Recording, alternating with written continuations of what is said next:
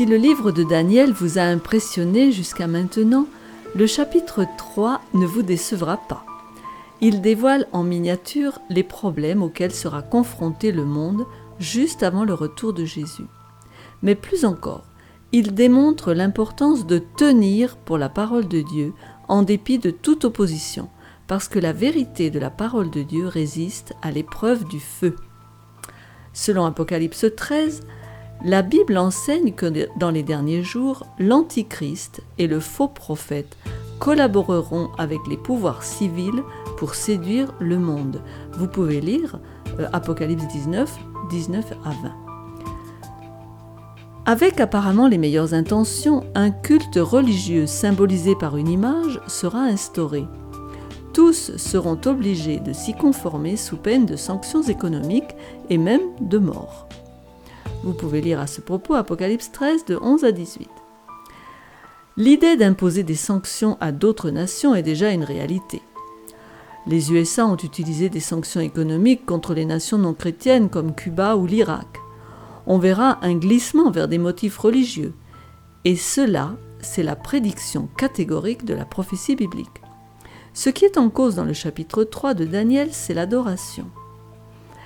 En effet, en Jean 4, 24, il est dit « Dieu est esprit, et il faut que ceux qui l'adorent en esprit et en vérité. » Jamais l'adoration de Dieu ne peut être imposée sur la conscience. Le principe de cette parole de Christ doit être maintenu. Adorer Dieu en esprit et en vérité, c'est le faire sans contrainte, menace ou punition. C'est le faire en toute liberté et selon sa conscience. C'est la violation de ce principe qui fait tomber sur la Babylone spirituelle certaines des dénonciations les plus sévères trouvées dans la parole de Dieu, en particulier en Apocalypse 14 de 8 à 13. Babylone tombera parce qu'au moyen de sanctions économiques et de peines de mort, elle obligera toutes les nations à adorer Dieu.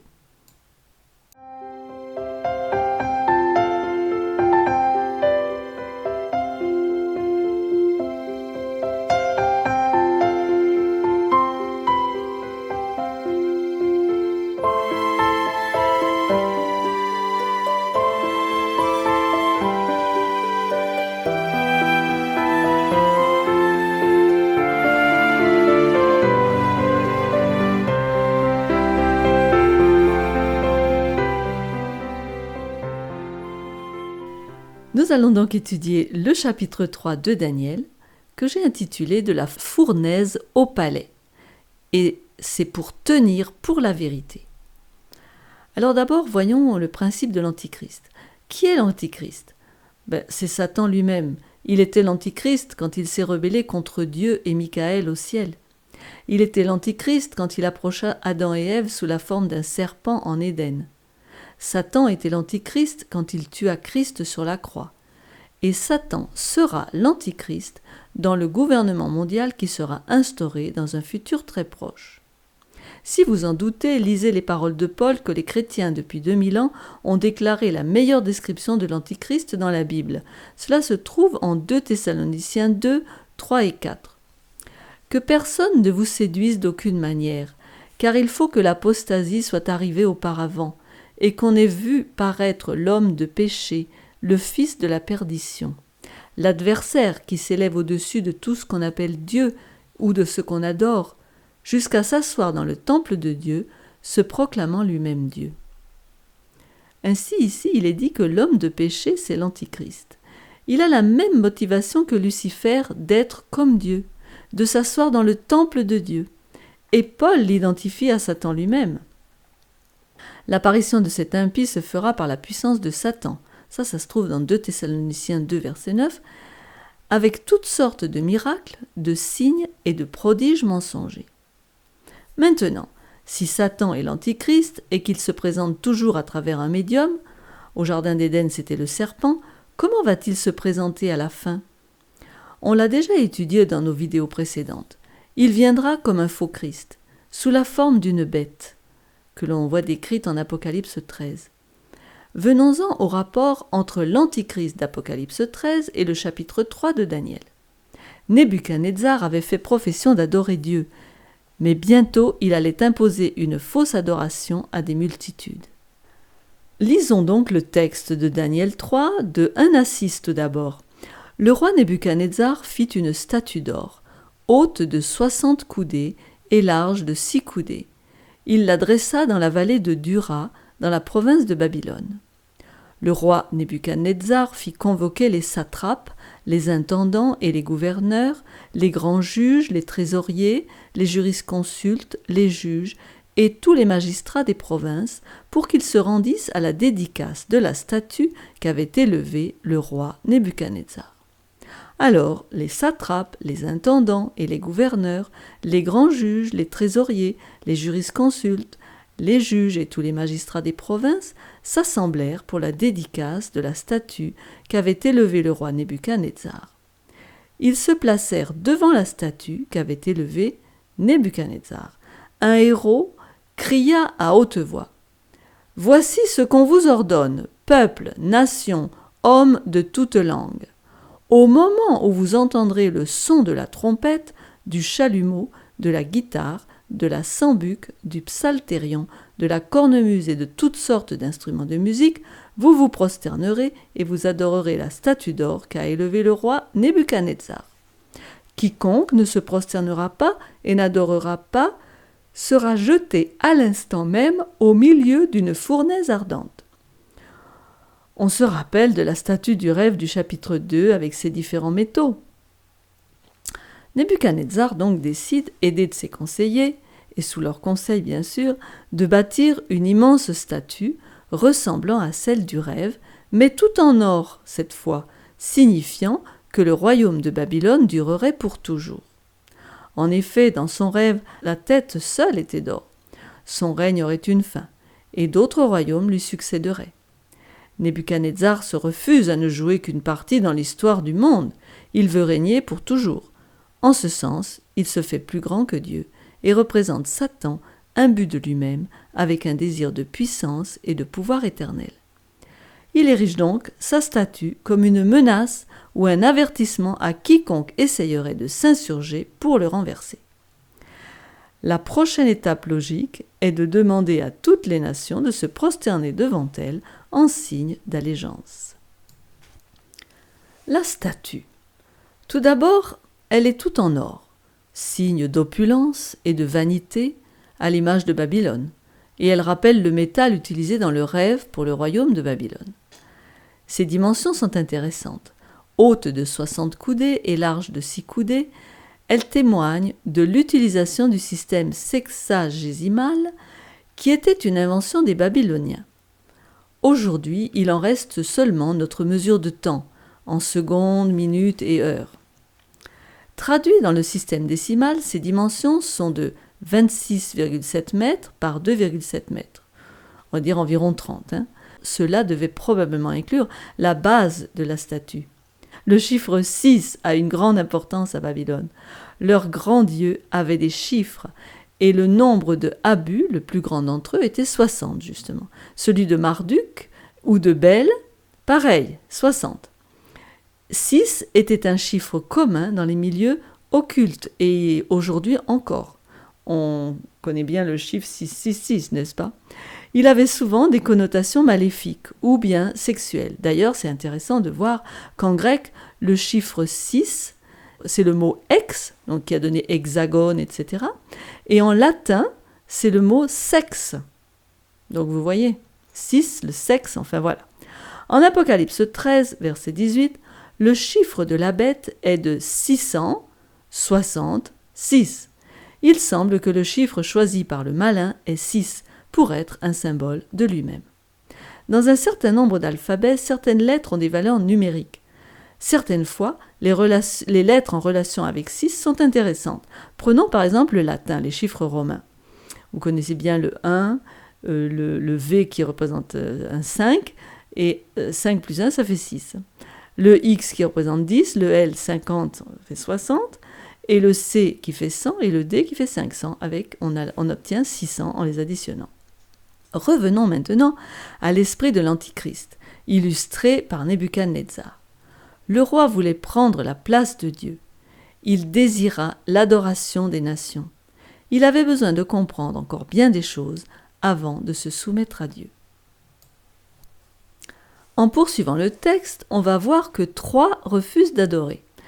Lisons les versets 7 à 15. C'est pourquoi, au moment où tous les peuples entendirent le son de la trompette, du chalumeau, de la guitare, de la sambuc, du psalterion et de toutes sortes d'instruments de musique, tous les peuples, les nations, les hommes, de toute langue, se prosternèrent et adorèrent la statue d'or qu'avait élevée le roi Nebuchadnezzar. À cette occasion, et dans le même temps, quelques Chaldéens s'approchèrent et accusèrent les Juifs. Ils prirent la parole et dirent au roi Nebuchadnezzar : « Ô roi, vis éternellement ! Tu as donné un ordre d'après lequel tous ceux qui entendraient le son de la trompette, du chalumeau, de la guitare, de la sambuc, du psalterion, de la cornemuse et de toutes sortes d'instruments devraient se prosterner et adorer la statue d'or. Et d'après lequel quiconque ne se prosternerait pas et n'adorerait pas serait jeté au milieu d'une fournaise ardente. Or, il y a des Juifs à qui tu as remis l'intendance de la province de Babylone, Shadrach, Meshach et Abednego, hommes qui ne tiennent aucun compte de toi, ô roi. Ils ne servent pas tes dieux et ils n'adorent point la statue d'or que tu as élevée. » Alors Nebuchadnezzar, irrité et furieux, donna l'ordre qu'on amenât Shadrach, Meshach et Abednego. Et ces hommes furent amenés devant le roi. Nebuchadnezzar prit la parole et leur dit : « Est-ce de propos délibérés, Shadrach, Meshach et Abednego, que vous ne servez pas mes dieux et que vous n'adorez pas la statue d'or que j'ai élevée ? Maintenant, tenez-vous prêts, et au moment où vous entendrez le son de la trompette, du chalumeau, de la guitare, de la sambuc, du psalterion, de la cornemuse et de toutes sortes d'instruments, vous vous prosternerez et vous adorerez la statue que j'ai faite. Si vous ne l'adorez pas, vous serez jeté à l'instant même au milieu d'une fournaise ardente. Et quel est le Dieu qui vous délivrera de ma main ? » Les versets 2 et 3 montrent que le monde entier était impliqué, tout le monde connu de l'époque en tout cas. Aujourd'hui aussi, le monde est un village. Par les communications rapides, tout le monde est averti des événements et comme dans le cas du coronavirus, toutes les nations ont décidé d'arrêter toute activité pendant 2 mois. C'est quand même extraordinaire. Le point de litige entre Nebuchadnezzar et ses 3 jeunes gens fidèles se trouve au verset 15. Le conflit concerne le pouvoir. Nebuchadnezzar ou Dieu ? Pourtant, au chapitre 2, après avoir reçu l'explication de son rêve, Nebuchadnezzar avait proclamé son adoration de Dieu. Seulement, il était comme les hommes d'aujourd'hui dont parle Paul en 2 Timothée 3, de 1 à 7. « Sache que dans les derniers jours, il y aura des temps difficiles, car les hommes seront égoïstes, amis de l'argent, fanfarons, hautains, blasphémateurs, rebelles à leurs parents, ingrats, irréligieux, insensibles, déloyaux, calomniateurs, intempérants, cruels, ennemis des gens de bien, traîtres, emportés, enflés d'orgueil, aimant le plaisir plus que Dieu, ayant l'apparence de la piété, mais reniant ce qui en fait la force. Éloigne-toi de ces hommes-là. Il en est parmi eux qui s'introduisent dans les maisons et qui captivent des femmes d'un esprit faible et borné, chargées de péché, agitées par des passions de toute espèce, apprenant toujours et ne pouvant jamais arriver à la connaissance de la vérité. » Oui, une apparence de piété, une profession de christianisme, mais le cœur éloigné de Dieu. Ce n'est qu'une conviction intellectuelle. Continuons notre lecture, versets 16 à 18. Shadrach, Meshach et Abednego répliquèrent au roi Nebuchadnezzar : « Nous n'avons pas besoin de te répondre là-dessus. Voici notre Dieu que nous servons peut nous délivrer de la fournaise ardente, et il nous délivrera de ta main, ô roi. Sinon, sache, ô roi, que nous ne servirons pas tes dieux, et que nous n'adorerons pas la statue d'or que tu as élevée. » Quel courage et quelle loyauté! Quelle consécration en contraste avec celle de Nebuchadnezzar! Le véritable esprit du protestantisme exprimé par les fidèles serviteurs de Dieu tout au long des siècles. Ils protestaient contre une fausse adoration et, même minoritaires, ils refusèrent de soumettre leur conscience à l'autorité humaine. Ils croyaient que Dieu pouvait les délivrer de la fournaise ardente si telle était sa volonté. Ils s'appuyaient sur des promesses comme celle de Ésaïe 43, verset 2. « Si tu traverses les eaux, je serai avec toi, et les fleuves, ils ne te submergeront point. Si tu marches dans le feu, tu ne te brûleras pas, et la flamme ne t'embrasera pas. » Et de toute façon, si Dieu ne les délivrait pas, ils étaient prêts à mourir plutôt que de décevoir Dieu. Notons au passage le verset de Daniel 3, verset 5, et l'utilisation de la musique dans le faux culte. Vous avez remarqué que la longue liste d'instruments de musique est répétée plusieurs fois. Au moment où vous entendrez le son de la trompette, du chalumeau, de la guitare, de la sambuc, du psalterion, de la cornemuse et de toutes sortes d'instruments de musique, vous vous prosternerez et vous adorerez la statue d'or qu'a élevée le roi Nebuchadnezzar. Dans la plaine de Dura, tous les habitants de l'empire babylonien ont été convoqués à venir adorer la statue d'or du roi Nebuchadnezzar, et cela au son de toutes sortes de musique. 3 fois dans le chapitre 3, on a une longue liste d'instruments pour produire une musique éclectique afin d'inciter les gens à adorer. On connaît le pouvoir de la musique pour perdre le contrôle de son esprit. On se souvient de la grande fête en l'honneur des dieux des Moabites où Israël, séduit par la musique et les danses et la beauté des vierges païennes, abandonna sa fidélité à Dieu et se corrompit de manière dégradante. Il ne nous est pas difficile d'imaginer l'expression sur le visage du roi alors qu'il entend la réponse des 3 jeunes captifs hébreux. Comment ose-t-il défier son pouvoir et son autorité ? Continuons le récit. Daniel 3, 19 à 25. Sur quoi Nebuchadnezzar fut rempli de fureur. Il changea de visage en tournant ses regards contre Shadrach, Meshach et Abednego. Il reprit la parole et ordonna de chauffer la fournaise 7 fois plus qu'il ne convenait de la chauffer. Puis il commanda à quelques-uns des plus vigoureux soldats de son armée de lier Shadrach, Meshach et Abednego et de les jeter dans la fournaise ardente. Ces hommes furent liés avec leurs caleçons, leurs tuniques, leurs manteaux et leurs autres vêtements et jetés au milieu de la fournaise ardente. Comme l'ordre du roi était sévère et que la fournaise était extrêmement chauffée, la flamme tua les hommes qui y avaient jeté Shadrach, Meshach et Abednego. Et ces 3 hommes, Shadrach, Meshach et Abednego, tombèrent liés au milieu de la fournaise ardente. Alors le roi Nebuchadnezzar fut effrayé, se leva précipitamment, il prit la parole et dit à ses conseillers : « N'avons-nous pas jeté au milieu du feu 3 hommes liés ?» Ils répondirent au roi : « Certainement, ô roi. » Il reprit et dit : « Eh bien, je vois 4 hommes sans lien qui marchent au milieu du feu et qui n'ont point de mal, et la figure du 4e ressemble à celle d'un fils de Dieu. » Si chaude la fournaise que les soldats d'élite de Nebuchadnezzar sont morts à son entrée. Mais Nebuchadnezzar n'en a pas fini avec les surprises. Il voit maintenant 4 hommes qui marchent au milieu du feu, indemnes. Et la figure du 4e ressemble à celle d'un fils des dieux. Nebuchadnezzar sait quelque part que cet homme, le 4e, est le fils de Dieu. En effet, les jeunes Hébreux s'étaient toujours efforcés de faire connaître à toute la cour du roi le vrai Dieu, en décrivant sa majesté et sa gloire. Il est remarquable de constater que le feu peut signifier la mort pour les méchants et la vie pour les justes. Et c'est ce qui arrivera aussi au jugement dernier. Regardez à Hébreux 12, verset 29. « Car notre Dieu est aussi un feu dévorant. » Oui, Dieu est un feu dévorant, mais tous ne seront pas consumés toutefois. Qui de nous pourra rester auprès d'un feu dévorant ? Qui de nous pourra rester auprès des flammes éternelles ? Celui qui marche dans la justice. Tes yeux verront le roi dans sa magnificence, ton cœur se souviendra de la terreur. Ça, c'est une parole qui se trouve dans Ésaïe, chapitre 33, versets 14 à 18. Les justes survivront, tandis que les impies seront brûlés par un feu qui descendra du ciel et les dévorera. Oui, Christ, le Fils de Dieu. D'ailleurs, dans le texte, si vous prenez la version King James, c'est pas le Fils des dieux, c'est le Fils de Dieu. Donc je trouve que la traduction en français n'est peut-être pas la meilleure.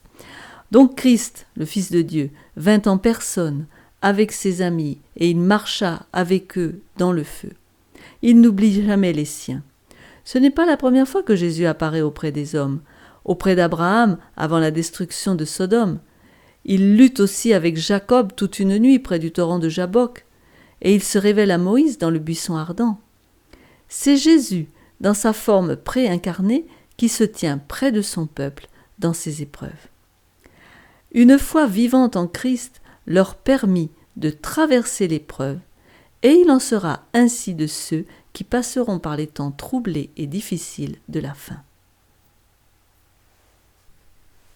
Continuons notre récit, versets 26 à 30. Ensuite, Nebuchadnezzar s'approcha de l'entrée de la fournaise ardente, et prenant la parole, il dit « Shadrach, Meshach et Abednego, serviteurs du Dieu suprême, sortez et venez !» Et Shadrach, Meshach et Abednego sortirent du milieu du feu. Les satrapes, les intendants, les gouverneurs et les conseillers du roi s'assemblèrent. Ils virent que le feu n'avait eu aucun pouvoir sur le corps de ces hommes, que les cheveux de leur tête n'avaient pas été brûlés, que leurs caleçons n'étaient point endommagés et que l'odeur du feu ne les avait pas atteints.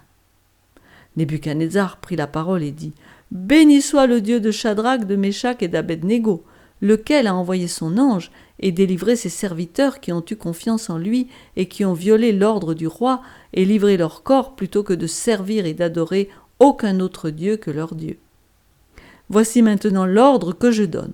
Tout homme, à quelque peuple, nation ou langue qu'il appartienne, qui parlera mal du Dieu de Shadrach, de Meshach et d'Abednego, sera mis en pièces, et sa maison sera réduite en un tas d'immondices, parce qu'il n'y a aucun autre Dieu qui puisse délivrer comme lui. » Après cela, le roi fit prospérer Shadrach, Meshach et Abednego dans la province de Babylone.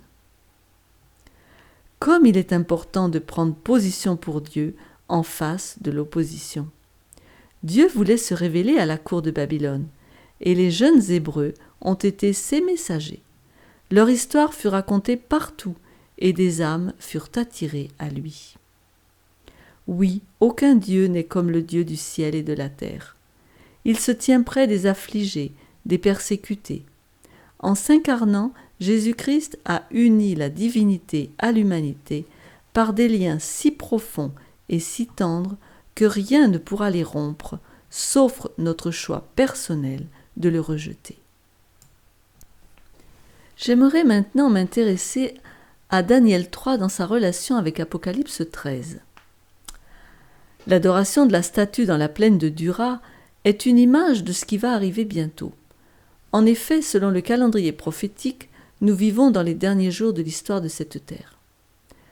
Apocalypse 13, de 11 à 18, annonce que les habitants de la terre seront appelés à adorer l'image de la bête.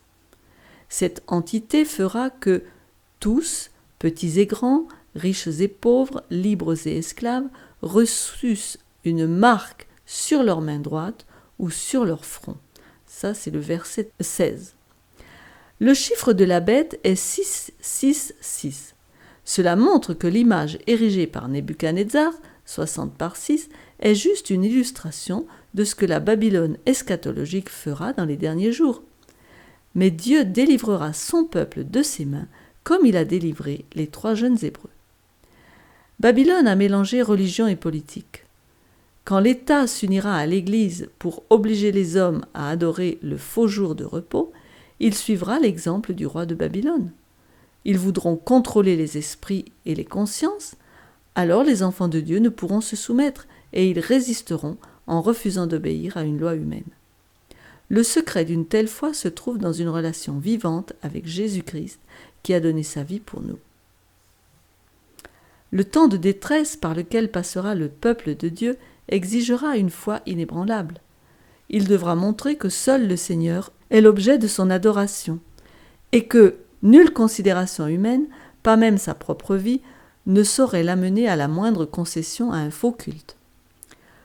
Pour un cœur loyal, les ordres donnés par les hommes pécheurs, aux vues limitées, ne seront d'aucune importance en regard de la parole de Dieu. Il faut suivre la vérité, qu'il en coûte l'emprisonnement, l'exil ou même la mort.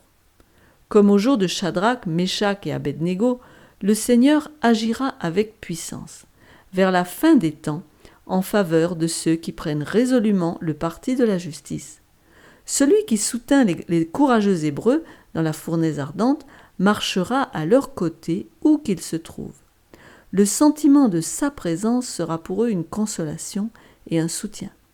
Au plus fort de la persécution telle qu'il n'y en eut jamais, les élus demeureront inébranlables. Satan, avec toutes ses armées, ne parviendra pas à détruire le plus faible des saints. Des anges puissants les protégeront, et le Seigneur se révélera à eux comme le Dieu des dieux, capable de sauver parfaitement tous ceux qui ont mis leur confiance en lui.